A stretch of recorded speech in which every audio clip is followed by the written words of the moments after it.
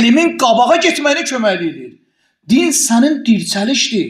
Bu İslamofobiya adı ilə İslamı gözdən salmaq. O cümlədən müsəlmanları terörist kimi göstərmək. İslam terrorizmlə mübarizə aparır. İslam ekstremizmlə mübarizə aparır. İslam terrorizmi qəbul eləmir.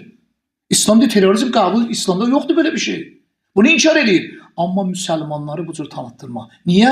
Çünki qərbdə qoy müsəlmanlar bu cür tanıtdırsınlar. Necə ki, təkfirçiləri 1800-ci ildə onun bünövrəsini qoydular. Lazım olan vaxtında onlardan istifadə edirlər. Bunları verirlər. İslam görmüsə İslama bulardır.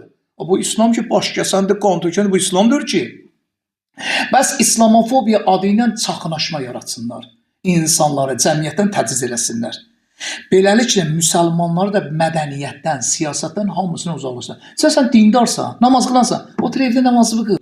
Baxın, düşmən bizə heç vaxt demir, namaz qılmayın ha. Deyir, qılın, o qədər qılın, alınlarınız qabar bağlasın, diziniz də mazul olsun. Amma sənin ictimai fəaliyyətin olmasın. Düşmən buna deyir. İctimai fəaliyyətin olmasın. Sən ictimaiyyətdə görsənməyəsən. Təkliyə çəkin, nə istən elə? İbadət edirsən, nə istən? Bunu istəyir, bunu bizdən düşmən istəyir. Bu bir. İkincisi, mədəni və mənəvi işğal. Bilirsiniz nədir?